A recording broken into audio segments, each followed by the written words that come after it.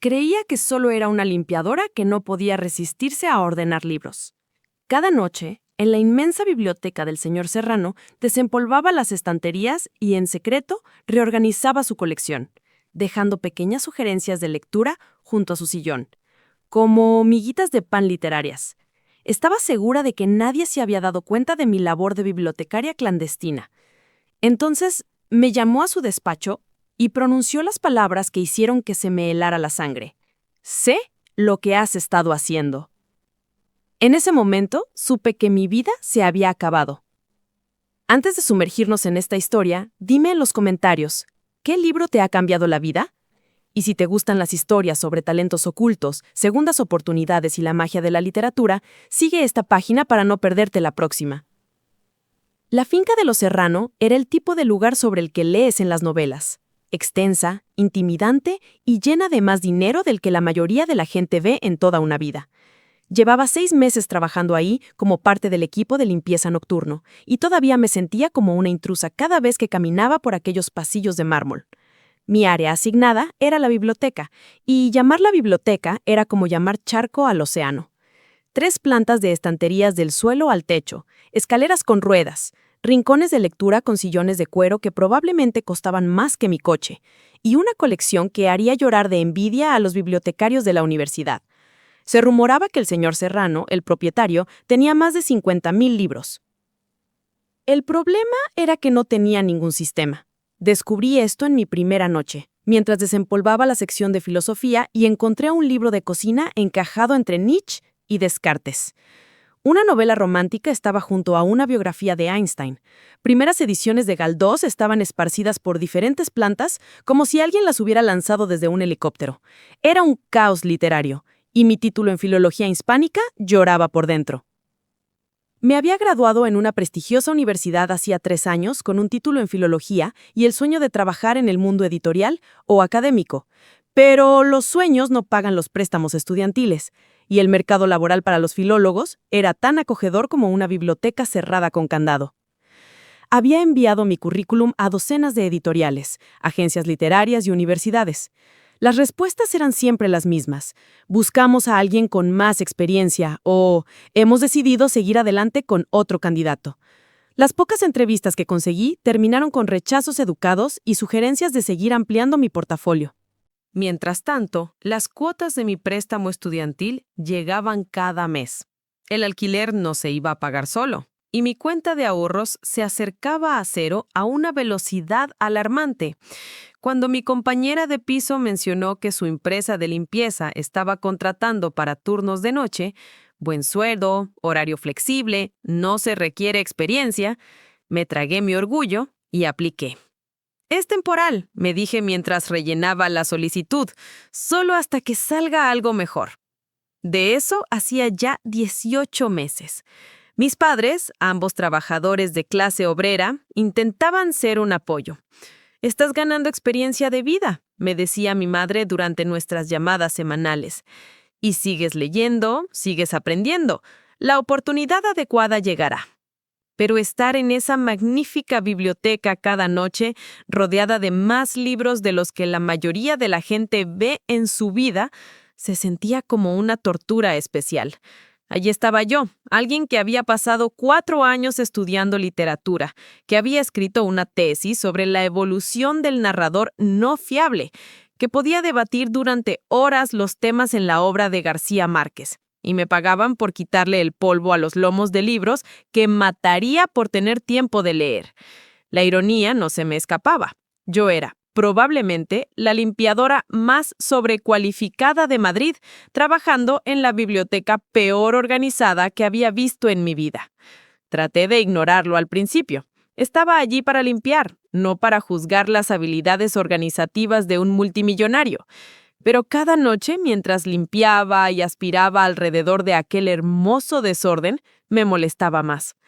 Esos libros merecían algo mejor. Merecían ser encontrados, ser leídos, ser amados.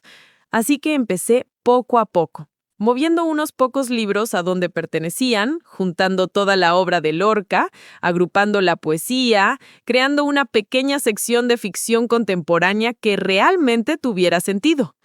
Luego me volví más audaz. Noté que el señor Serrano tenía un sillón de lectura, una imponente butaca de cuero situada cerca de los ventanales, con una mesita auxiliar que siempre sostenía el libro que estuviera leyendo en ese momento. Los libros cambiaban cada pocos días y empecé a prestar atención a sus gustos. Leía de todo: ficción literaria, biografías, textos de ciencia, filosofía, incluso alguna novela de misterio. Una noche lo encontré leyendo una gastada edición de Matar a un ruiseñor. A la noche siguiente, dejé "Ve y pon un centinela" junto a su silla, con una pequeña nota escrita en una ficha de biblioteca que encontré en un cajón. Si disfrutó reencontrándose con la Scout niña, puede que la encuentre igualmente fascinante como adulta, aunque quizás más compleja. De un compañero lector. Firmé así porque no me atrevía a usar mi nombre real. Si se quejaba la empresa de limpieza, necesitaba poder negarlo todo. El libro desapareció. A la noche siguiente, animada, continué con mi curaduría secreta. Cuando lo encontré leyendo a Murakami, le dejé Crónica del pájaro que da cuerda al mundo con una nota sobre el realismo mágico.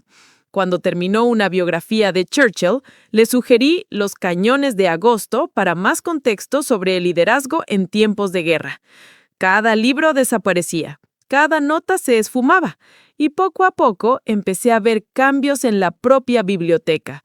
Los libros se devolvían a las estanterías en las secciones que yo había organizado. El caos se estaba convirtiendo en orden, una pequeña zona cada vez. Javier Serrano era una leyenda en el mundo de la tecnología y un fantasma en su propia casa.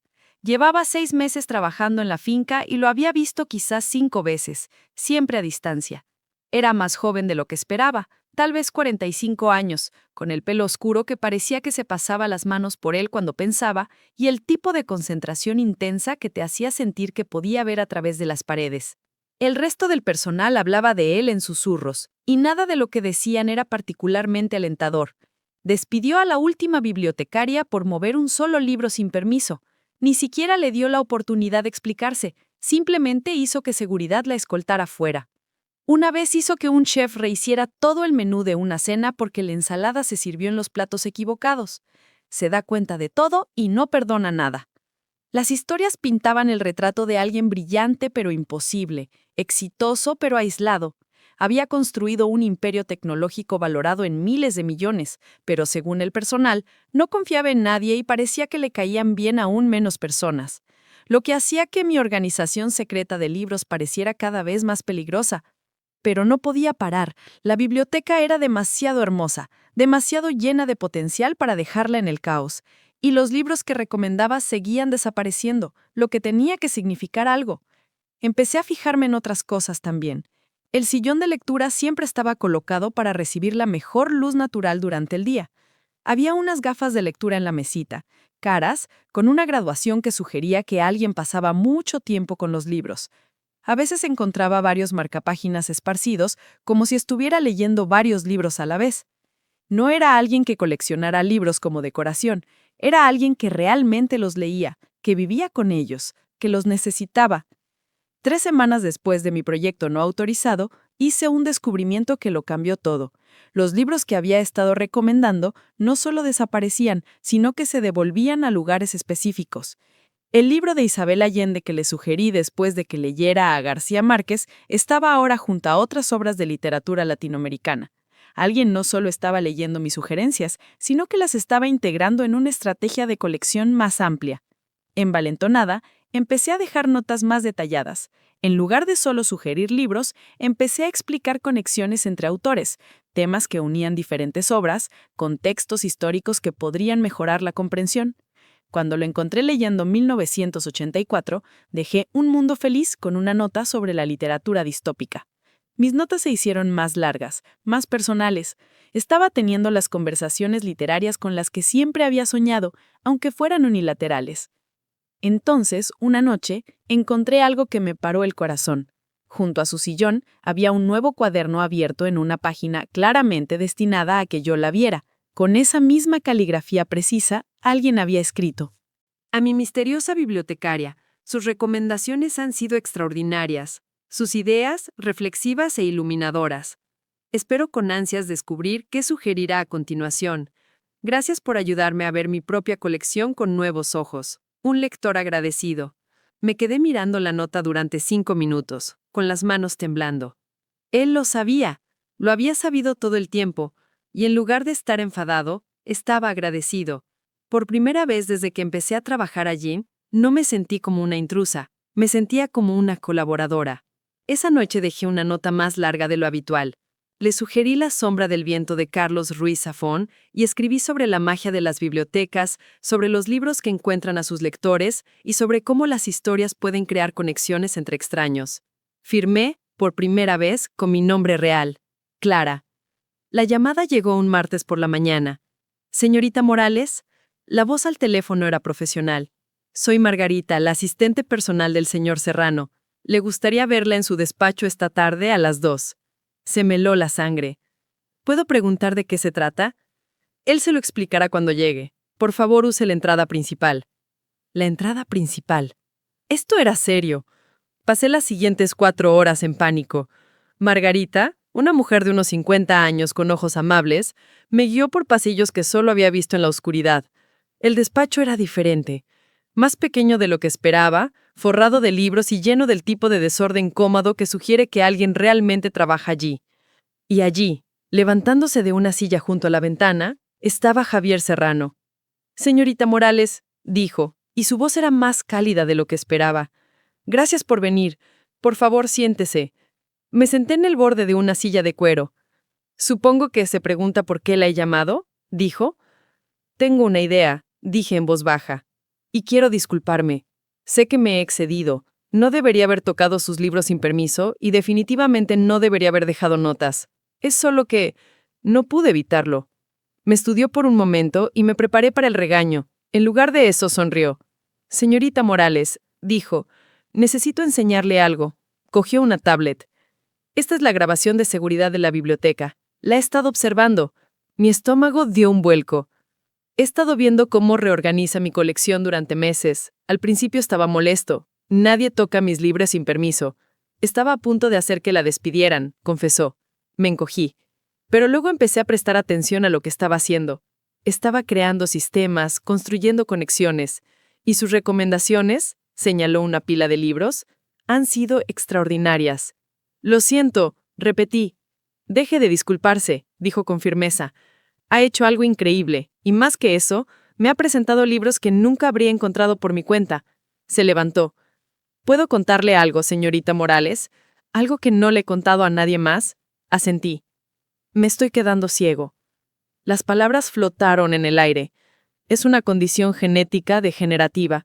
Tengo quizás 6 meses antes de que leer sea imposible.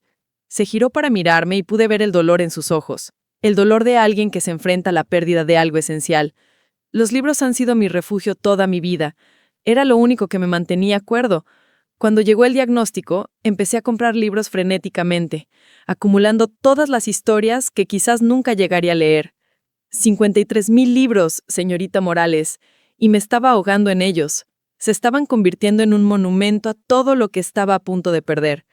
Y entonces, continuó, empezó a organizarlos, y más que eso, empezó a hablarme de ellos. Sus notas eran conversaciones. Me estaba compartiendo su pasión. Por primera vez en meses, los libros volvieron a sentirse como amigos. Finalmente encontré mi voz. Señor Serrano, no tenía ni idea. Lo siento muchísimo. No lo sienta. Interésese, porque tengo una propuesta para usted. Se inclinó hacia adelante. Quiero ofrecerle un trabajo. No como limpiadora, sino como mi bibliotecaria y lectora personal. Quiero que catalogue mi colección. Quiero que me lea. Quiero que sea mis ojos en el mundo de la literatura. Me quedé mirándolo, segura de que había oído mal. ¿Qué? El salario sería de 100,000 euros al año, más beneficios, y un plus de vivienda si quiere vivir en la finca. Tendría autoridad total sobre la biblioteca. Mi mente daba vueltas. Era una cantidad de dinero que me cambiaría la vida. Pero más que eso, ¿confiaría en mí con su colección? Señorita Morales, ya ha demostrado su valía. Me ha recordado por qué me enamoré de la lectura en primer lugar. Sacó una carpeta. He hecho que mis abogados redacten un contrato. Lléveselo, piénselo, pero espero que diga que sí. Necesito a alguien que entienda que los libros no son solo objetos, son puertas. Y usted ya ha demostrado que sabe cómo abrirlas. Dije que sí antes incluso de leer el contrato. 3 semanas después, estaba de pie en mi biblioteca. La mejor parte ocurría por las tardes. Nunca había leído en voz alta para otro adulto, pero Javier era un público generoso. Escuchaba con una atención que hacía que cada palabra pareciera importante. Ese se convirtió en nuestro patrón. Yo elegía libros que desafiaban sus suposiciones, que lo sacaban de su zona de confort.